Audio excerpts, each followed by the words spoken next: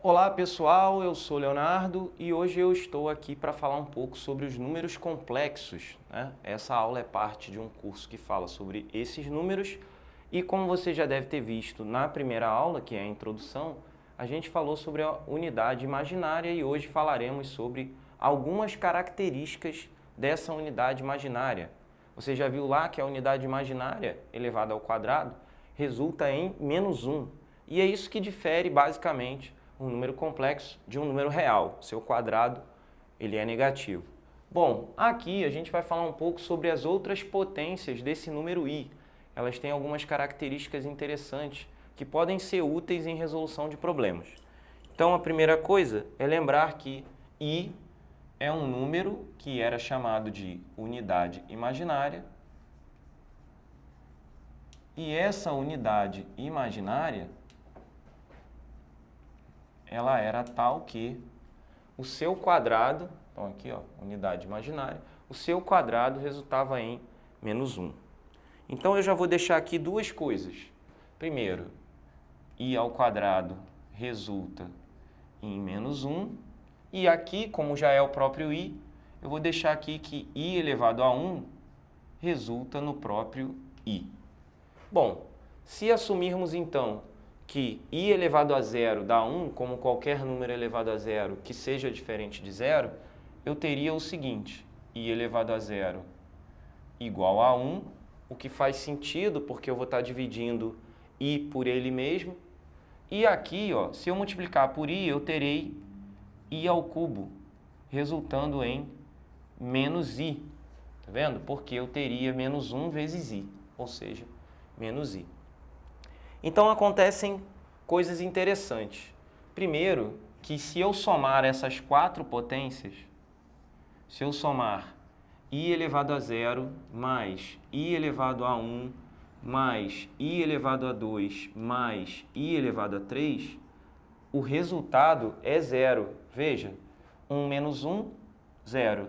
I menos i, 0. Então aparece a primeira propriedade interessante a respeito das potências de i, que é o seguinte, a soma de quatro potências consecutivas de i, então a soma de quatro potências consecutivas resulta em zero. Então aqui, ó, 4 potências consecutivas. Mas será que isso vale sempre? Será que isso acontece sempre ou só aconteceu porque eu peguei de 0 a 3? Vamos ver. Bom, se eu continuar esse processo, e aí eu vou trocar aqui a cor para ficar claro, eu terei i à quarta. I à quarta é i ao cubo multiplicado por i. Então aqui eu teria i à quarta e aqui eu teria menos i vezes i. Vamos fazer aqui do lado. Menos i vezes i. Esse menos se atribui ao -1. Então eu vou ficar aqui ó, com -1 i vezes i. Só que i vezes i é i ao quadrado. E i ao quadrado é igual a -1. Então isso aqui ó, é igual a -1. -1 vezes -1 resulta em mais 1. Exatamente o valor que aparece aqui. Ou seja, isso aqui na verdade vai ser replicado desse lado e o resultado dá 1. Bom, me parece então que se eu multiplicar por i de novo, eu vou ter aqui, ó, i à quinta e aqui eu vou ter i, exatamente o que tinha aqui. Se eu multiplicar de novo, eu vou ter i à sexta, aqui eu vou ter i ao quadrado, menos 1. E mais uma vez, se eu multiplicar por i, eu terei i à sétima e aqui eu terei menos i.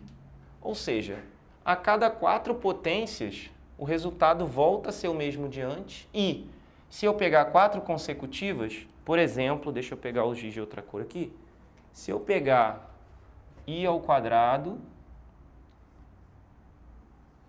i ao cubo, i à quarta e i à quinta, a soma também vai dar zero. Veja, -1 menos i, 1 e i. Se você somar, também dá zero.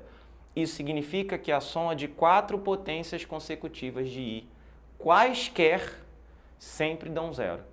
E, além disso, Sempre que uma potência de i tem um expoente que é múltiplo de 4, o resultado é 1. Então aqui, ó, onde eu tenho i elevado a zero, que é um múltiplo do 4, o resultado é 1. Aqui também, obviamente, se eu continuar o processo, i elevado a 8 também dará 1. E não é só isso.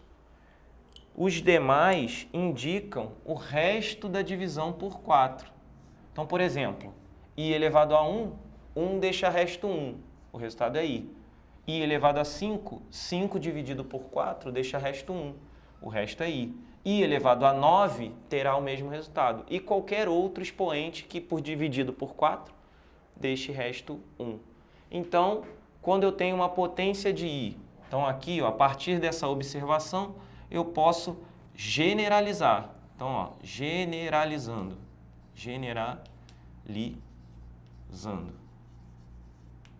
Para qualquer potência de i no formato i elevado a 4k mais r, onde r é o resto da divisão por 4, o resultado é o mesmo de i elevado a r. Ou seja, deixa eu mostrar um exemplo aqui para você entender, né, o poder disso. Vamos supor que eu queira saber quanto é i elevado a 2025. 2025, quando dividido por 4, deixa resto 1. Quer ver? Vamos fazer a conta. 2025 dividido por 4. 20 dividido por 4 me dá 5 e resto 0. 2 dividido por 4 eu não consigo dividir, porque aqui é uma dezena. 25 dividido por 4, aqui vai dar 6, 24, resto 1. Então, eu tenho resto 1, isso significa que i elevado a 2025 equivale a i elevado a 1, que a gente sabe que vale i. Então, o resultado é i. Então, isso mostra como você pode aplicar essa propriedade das potências de i para resolver problemas com potências muito grandes. Basta você analisar, né, se o expoente que está na potência, se o expoente de i, né, se a potência de i tem um expoente que é múltiplo de 4 ou não. E se não é, basta pegar o resto da divisão e fazer i elevado a esse resto. O resultado será exatamente o mesmo da potência original. Beleza?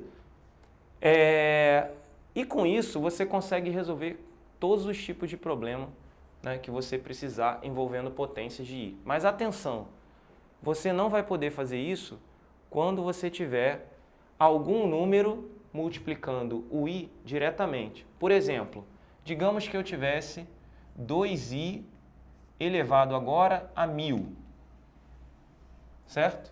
Eu não posso fazer a mesma coisa para o 2, mas eu sei que o resultado será 2 elevado a 1000 vezes i elevado a 1000, porque isso é uma propriedade das potências. E eu sei também que i elevado a 1000 vai resultar em 1.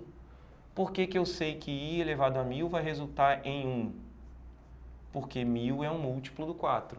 Então, 1 vezes 2 elevado a 1000 resulta em 2 elevado a 1000. Então, você pode usar isso para encontrar o resultado, mesmo que não seja apenas uma potência de i, mas sim uma potência de i multiplicada por um número, tá? Então, se a estrutura for essa, você consegue sim aplicar essa ideia de maneira simples. Beleza? Eu fico por aqui. Até o próximo vídeo. Um grande abraço e tchau.